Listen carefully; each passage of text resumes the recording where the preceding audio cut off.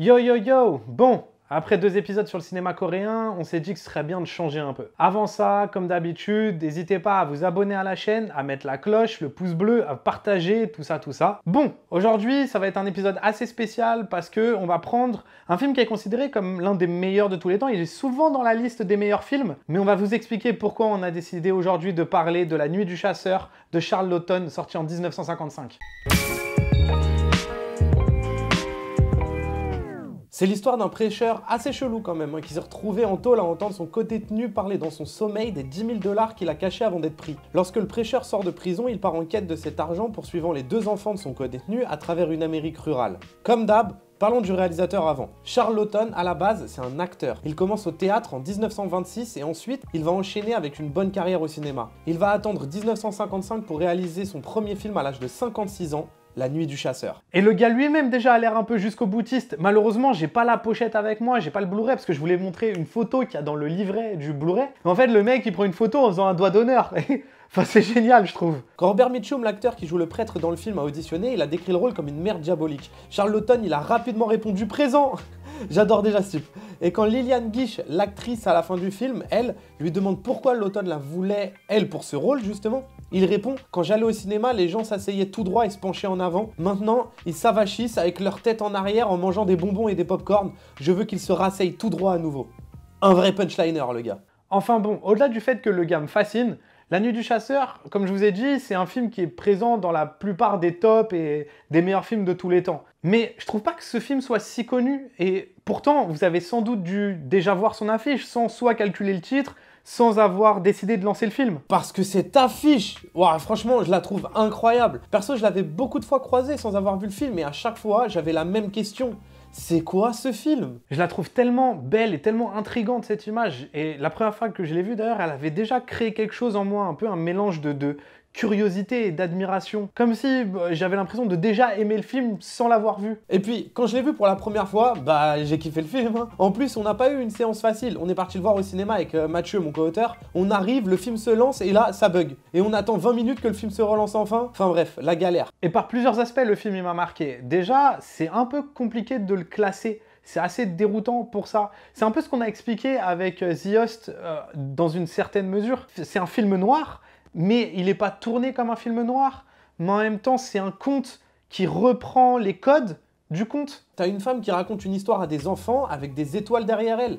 C'est l'histoire de 2 enfants poursuivis par un croque-mitaine. C'est Hansel et Gretel, le bordel. Mais en même temps, on dirait aussi un film d'horreur. Rien que ce plan complètement fantastique, ce brouillard tellement typique. Donc, qu'est-ce que c'est? Un film noir? Un conte? Un film d'horreur?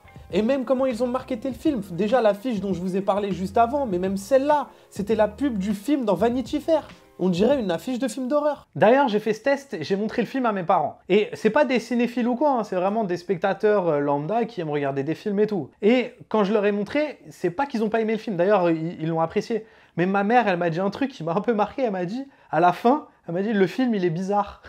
Et au-delà du fait que je m'attendais pas du tout à une remarque comme ça à la fin du film, mais je trouve que c'est presque un compliment de dire ça. Parce que ça veut dire que le film, on peut pas vraiment dire si on a aimé ou pas aimé. Et le film est déjà rentré là, il a déjà gagné son pari. Et vaut mieux des films qu'on n'aime pas mais qu'on n'oublie pas que des films qu'on va zapper 1 heure après. Et même s'ils ont aimé le film au passage, j'étais quand même étonné de cette réaction parce que pour un film de 55, je le trouve assez moderne et hyper agréable à regarder. Le montage est rythmé, ça va vite. C'est d'ailleurs l'un des défauts qu'on pourrait donner au film, hein, surtout la première partie et le moment où le prêcheur arrive dans la famille de son codétenu et qu'il se fait accepter par la veuve pour ensuite annoncer qu'ils sont ensemble et ensuite qu'ils se marient, etc. Ça va un peu à 1000 à l'heure. Mais je trouve qu'on continue d'y croire en tant que spectateur et du coup, il nous perd pas dans ce TGV d'action qui s'enchaîne. Et ça, c'est important. Il y a des moments assez fous dans ce montage. Regardez juste ce fondu enchaîné. Là, sur le bateau, on voit l'un des enfants de l'histoire avec son oncle en train de pêcher et l'oncle qui bousille à la rame en poisson qu'ils viennent d'attraper et fondu enchaîné sur la veuve qui dit avoir pêché et le prêcheur à côté qui la pousse dans cette direction. Alors on pourrait imaginer 1 million de trucs sur ce fondu. Est-ce que les flammes apparaissent aussi sur le plan d'avant pour montrer le péché chez l'oncle, etc.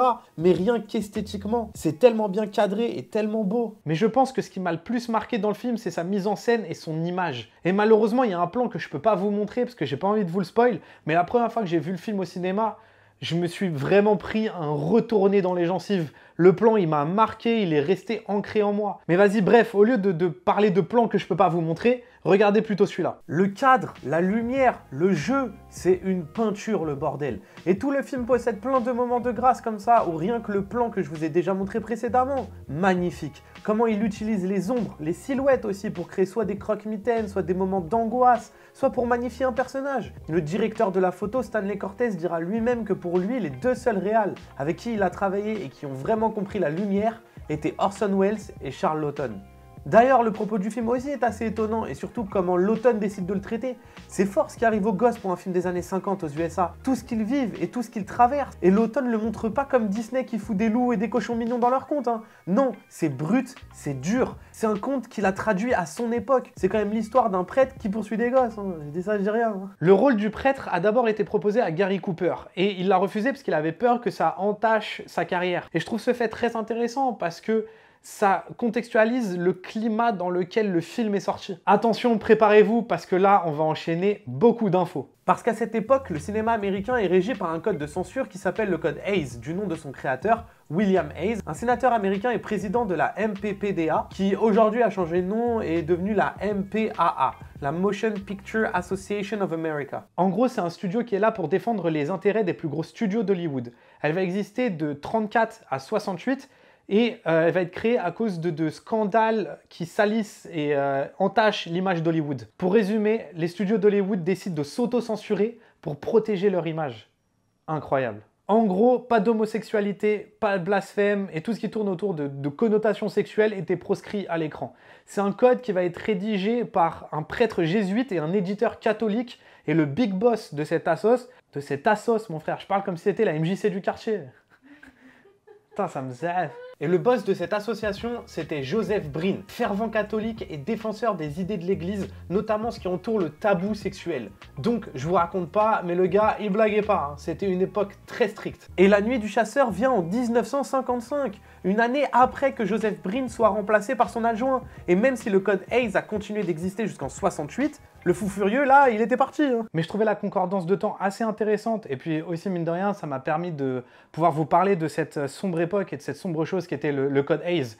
Et d'ailleurs, petite parenthèse, le même principe a existé dans les comics. Le Comics Code Authority, le CCA, ça a été créé en 1954. Et en gros, c'est les mêmes principes que ce dont je viens de vous parler et que le code Hays.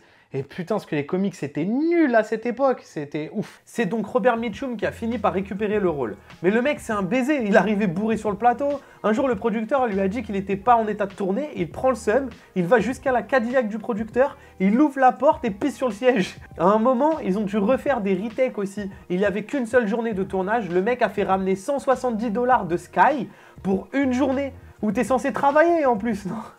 C'est trop. Mais putain, franchement, qu'est-ce qu'il est jouissif dans le film. Je le trouve incroyable dans son rôle et puis ce charisme. Parfois, il va se mettre à baratiner quelqu'un en leur racontant une histoire et on est tout aussi pendu à ses lèvres que les personnages. Il est tout aussi attirant que répugnant. Il fait autant peur qu'il fascine. Le mec joue un prêtre qui est prêt à tout pour récupérer les 10 000 $. Et pour ça, il poursuit des enfants dans tout le pays. Mais du coup, est-ce que le film a une morale ? Eh ben non, et c'est ça qui est intéressant et qui le rend encore plus intriguant et déroutant. C'est qu'il verse ni dans le bien, ni dans le mal. Il est vraiment entre les deux. Vous pouvez lire Love et Hate, amour et haine, tatoués sur les doigts de l'affiche. Le film raconte comment amour et haine doivent cohabiter ensemble et que les deux sont nécessaires l'un à l'autre. Et je vais pas étayer mon propos et spoil la fin du film du coup, mais je trouve mine de rien qu'à sous une époque assez stricte avec le code Hays, etc., d'avoir pondu un film comme celui-là, c'est encore plus intéressant. Et le fait qu'il verse dans aucun extrême, on peut encore moins le contredire. Le film te laisse choisir, il te laisse tout seul. Et je trouve que c'est encore plus beau. Après tout ça, on peut comprendre qu'un mec comme Gary Cooper puisse refuser le rôle. Mais dans ce cas-là, qui accepte? Bah, il y a un mec qui pisse dans les voitures, en fait. D'ailleurs, le film a pas du tout marché quand il est sorti. Échec au box-office, échec critique. Mais aujourd'hui, il est devenu l'un des films les plus cultes de l'histoire. C'est fou la vie, quand même. Et ça reste le seul film réalisé par Charles Laughton. Le mec, il a fait un film, il te pond La Nuit du Chasseur. Merci, salut. Du coup, à partir de quand on peut dire que quelqu'un est un grand réalisateur? Au bout de combien de films? Est-ce qu'un seul film, du coup, suffit pour dire ça? Y a-t-il vraiment une réponse? Parce que tout est relatif. On peut très bien dire que La Nuit du Chasseur, c'est son meilleur film et en même temps son pire film. Le gars, il en a fait qu'un. Et c'est une question que je me pose vraiment souvent. La Nuit du Chasseur est l'un des meilleurs films de tous les temps, mais Est-ce que Charlton est l'un des plus grands réalisateurs pour autant? J'en sais rien. Je vous dis la vérité, j'ai toujours pas la réponse.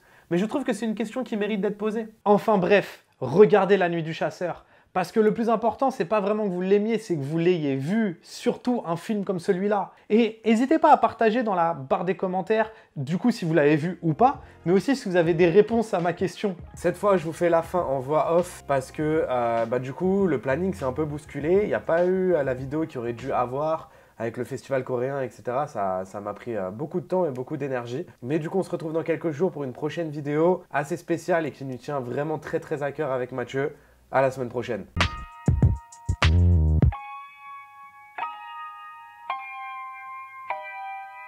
Vas-y, c'est lancé? Ah ok.